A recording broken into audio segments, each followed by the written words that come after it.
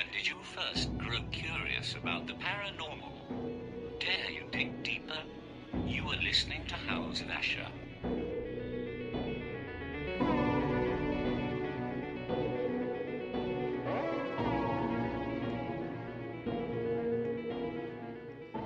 And welcome to the House of Asher. I am your host, Steve Asher. And you know, it's been a crazy 2020. We, at the time of this recording, are right about mid-January of 2021, and I'm really hoping it's much better. I hope, for everybody's sake, that regardless of what the cause of the virus is, and I don't know if we'll ever really know the truth behind it. We know what we heard come out of China. We know what we've had come out of the American press, and also press from around the world. And for me, it's just not clear.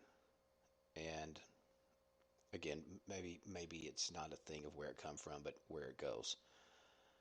It is interesting that it seems that people will make predictions, and wow, they are just dead on, especially governments. It's almost like they know what's happening before it happens. Interesting. But I probably should say, welcome to the show. Welcome to 2021. Let's pray for something better. I do want to give a big shout out to Para UK Radio. These guys are kind enough to carry my show worldwide, from pole to pole, and it doesn't matter if you're in a skyscraper, a mud hut, a home on the water, a home in the sky. Who knows? Maybe it's even being picked up by astronauts in the Space Center, and if so, follow the star till morning. But I do also want to say, you may be listening to me on Spreaker. You may be listening to me on iHeart, iTunes, SoundCloud, just gobs of other stuff, Spotify. And I should probably say, just to get it out of the way, you can follow the show also on YouTube and hear from different people I've interviewed. Also, you can go to YouTube and see interviews I've done with other hosts. Everything from, goodness gracious, coast to coast, just everything. There's all kinds of great people who have been kind enough to have me on talking about my own thing, which is a lot to do with the paranormal and folklore and ghosts, which gonna touch on a little bit of ghosts tonight. So it's a little bit of a step back to my old neighborhood, but it's a little different. I've never really touched on multi-generational hauntings. Now, if you go to Google and look up multi-generational haunting or curses, it's going to bring up a lot of stuff about abuse and cycle neglect, and which are horrible, which are problems. But that's not what I'm talking about right now. What I am talking about is something along the lines of, let me give you an example. Being from the South, we grew up on stories of the Bell Witch, and which now has gained more national notoriety through the movies and whatnot. But that's kind of what I'm talking about. I'm talking about where you have one person who initially has a haunting, and then you end up having, be it their kids, grandkids, whomever. Maybe people have moved on and whatnot, but they're still having this experience. And what's really strange is it seems like it's the same entity. You could go, hypothetically, you could live in a location, have a haunting.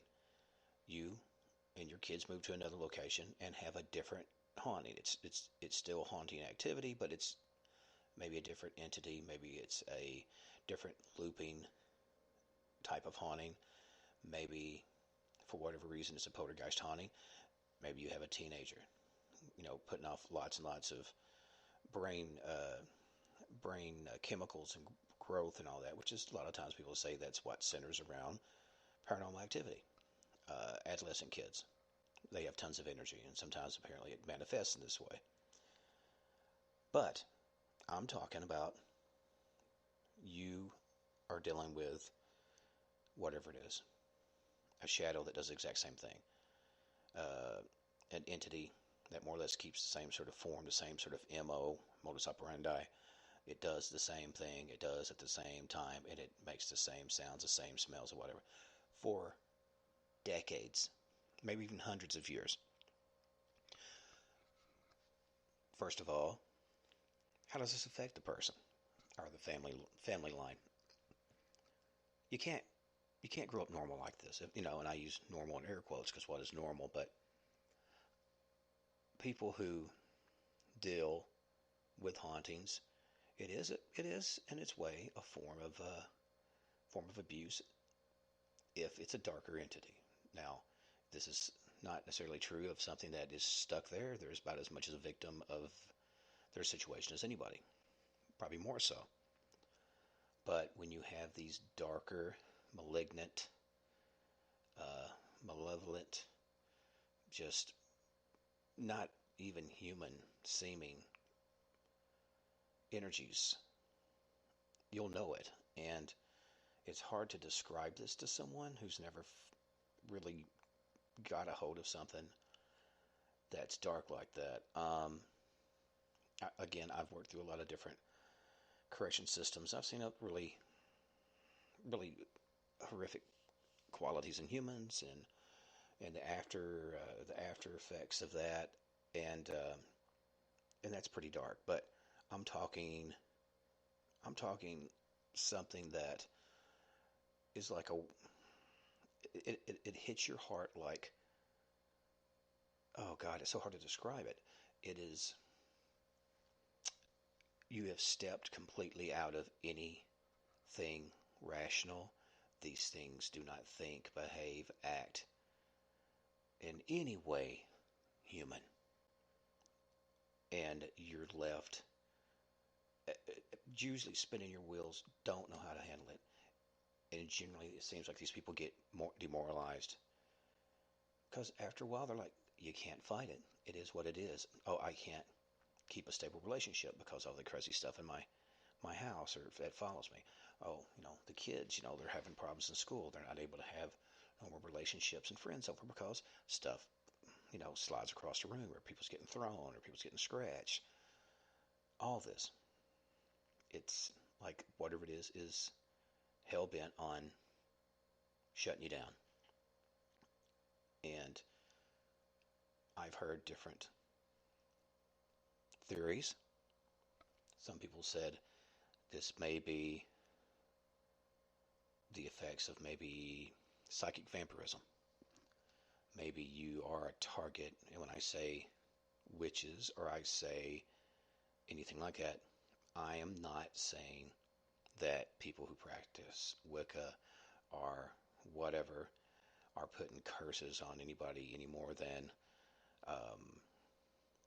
a Catholic or a Baptist or a Lutheran or a Muslim or a Buddhist are putting curses on you.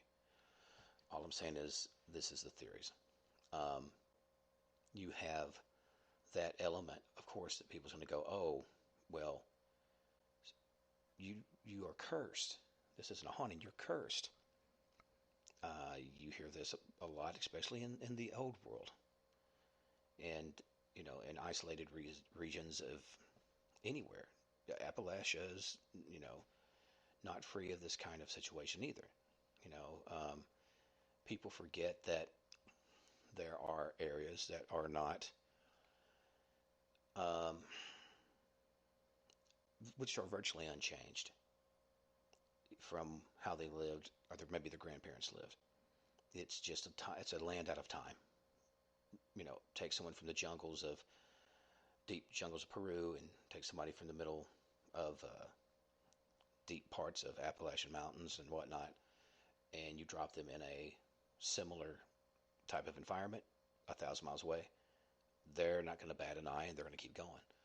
Um, so those traditions and those beliefs stay with them.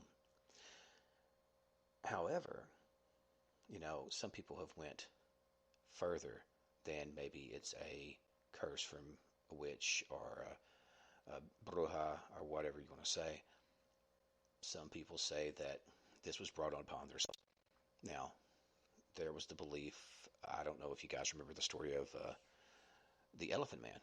A lot of people swore up and down that the mother was at a circus and I don't know if the elephant stepped on her or something. But anyway, something happened where she shouldn't have been there and she more or less brought the misery on herself. Well, of course, that's silly. But I don't know if you guys remember a priest by the name of Father Malachi Martin, and I can already hear the naysayers. That's fine. I don't go and pardon the pun gospel on anyone unless I can verify it myself and or repeat it. I do my best to follow the scientific method, but this was an interesting take. I know there was a woman who'd reached out to him talking about the fact that she has this attachment that's been with her forever and ever. Now, this person was not, as I understand, a woman without means. This woman was actually pretty wealthy. Her bloodline was wealthy. But there was another side to this. There was almost like there was a price to pay for this wealth. And Father Barton more or less said, you have a curse, and it was brought on by your forebears. And so, of course, the woman was like, what do you mean? I don't understand. We're whatever, Lutheran, or we're this and that. And they said, no, it has nothing to do with your concept of organized religion. This was more or less a deal that was made, that for them to get a certain level of wealth and prominence and basically control and power, they would have this attachment. And that's what's so hard, because the woman said she had prayed, she tried to go to priest, and she said, she was not particularly devout. And because her family really didn't practice it, and she even remembered them having, semi-occult rituals and just quirky things that didn't add up until you put them together when you're older, where you can kind of, hindsight's 20/20. So, but he attested that that's what he believed was the matter. I am not saying that, but that's a pretty interesting take on it. The old kind of Rumpelstiltskin kind of situation and a Faustian deal. I again don't know what I feel about that. I would say, just as a counter, maybe this is nothing that they did any more than a person who has a recessive trait of diabetes marries another person with a recessive trait of diabetes. It ups their chance of having children and grandchildren with diabetes. On that same note, if you get with someone who, whatever reason, genetics, I'm not necessarily talking about like HR negative blood, but certain people are more empathic. Certain people are more attuned to energies, spirits, whatever you want to call it. And I think more or less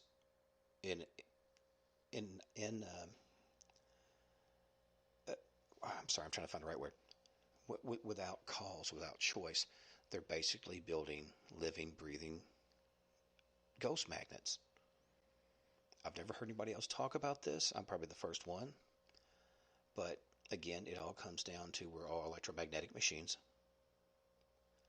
And soul energy is kind of in that equation. I think just like certain people are better hunters, some people are better salesmen. Some people buy. You've heard like the stories of someone who, like, they've lived in the country, they live in the cities, they live in the mountains, they live by the ocean. Doesn't matter where they lived, they're getting hit by lightning. I remember like, gosh, in like Weekly World News or the Star, the Inquirer, all those mags. They would have these somebody, oh, man's been hit by lightning 570 times. Which I'm like, wow, does he ever leave the house? But then you read later, he gets hit in the house with it. What an unfortunate situation. But is there something in his genetic makeup that makes him like a grounding rod for us? That's the premise that I'm taking with this. That's sort of where I'm hooking my wagon up to. I think it's probably, and that's not to say that there aren't people putting curses on people all the time. You can look on the internet and look up spells. Oh, my ex-boyfriend's doing this. How do I curse his girlfriend and get him to come back? How do I do this and that? And almost always, curses are very selfish because it's a long time solution for it's usually a short time problem. So you end up damaging a lot more people in an attempt to make yourself feel better, and you generally don't anyway.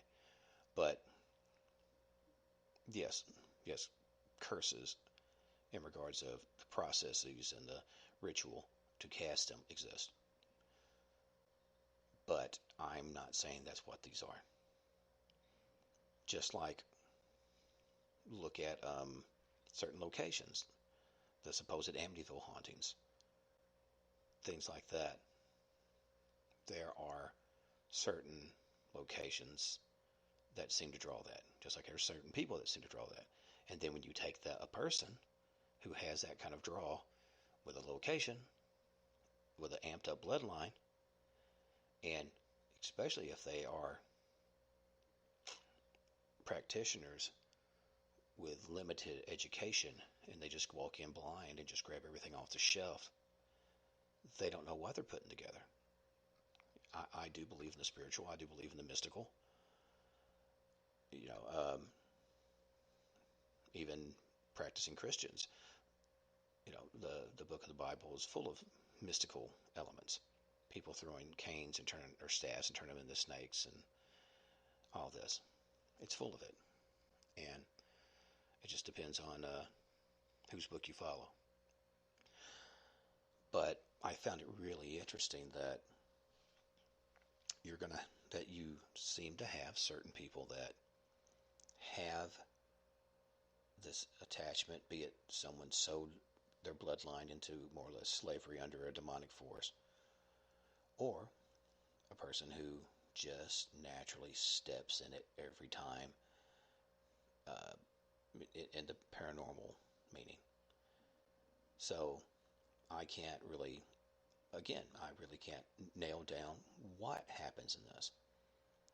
I know a lot of families that have maybe certain seeming gifts or seeming curse, or different, how do I say this? Different levels of knowing. So, is that in itself a form of haunting, but is it sort of a positive haunting? Is it sort of this entity or this unknown entities are giving them a little edge up? Is it a genetic thing that has become part of our evolution? We pushed for so many hundreds, if not thousands of years, pushing away from that spiritual connection other than through a rod, a priest, a preacher, a dogma. To now, are we kind of coming back full circle to where more of a Gnostic vibe, that God is in you, that the energy is in you, that there is no difference between the living and the dead. No difference between, I guess you could say light and dark. It's the intention of the use of the energy. which is more of a dualistic belief system. I don't know. But for me, it rings a bit more true. And take it for what it's worth. Who am I? But I do feel that in the end, you're gonna find. I would love to have like 1,000 people that's had this type of what would you consider a family curse, family haunting, a whatever you want to call it, mystical bloodline. I mean, gosh, even look at the royal family. I was looking at a book that was talking about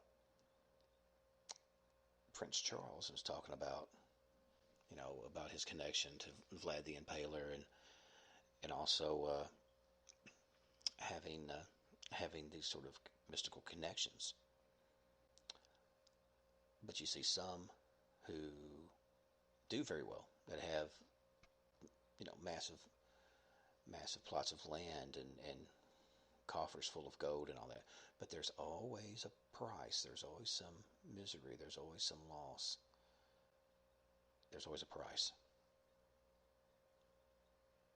But then you also have some that are, from the day one, seemingly downtrodden and carrying the yoke of whatever this energy is decided to throw its way. So, I don't know. Again, I have more questions than answers. But if I ever cross over, which I'm sure I will, last I checked I wasn't immortal, I hope to be able to come back and give them a little heads up on what's going on, to where maybe my descendants will have, if not a leg up, a little bit more of a fighting chance. Which isn't that what all of us want? For our children and our grandchildren to be able to have a healthy life spiritually, as well as physically. I think that's true. The older I get, at least that's what it feels more important. But I will probably look into this more as time goes on. And as I said before, I hope you guys are having a decent first of the year. As you know, things have went mad here in the U.S. I'm in a small community in the South, and I'm watching these things unfold like just things I wouldn't have thought I would have ever seen, and that probably comes from a certain entitled American mindset. And okay, maybe I'm guilty of that, but it's sort of that it can't happen here thing. I know it can, but I just didn't think things would pop off as quick as they did, which makes me worry. Maybe we're all cursed. Who knows? But I want you guys to make sure to have a pleasant day. Enjoy the sun. Get out there, make some memories if you can. Take your precautions. But as the sun sets behind the pines and the shadows grow long, make sure to check behind your bed and your closet. Back down the winding way, you may find something dark and menacing. Or you may learn something, because there is fear in learning. But until next time, I want you to love each other, love yourselves, and above all, my friends, thank you for joining me here at House of Asher. And please stay scared.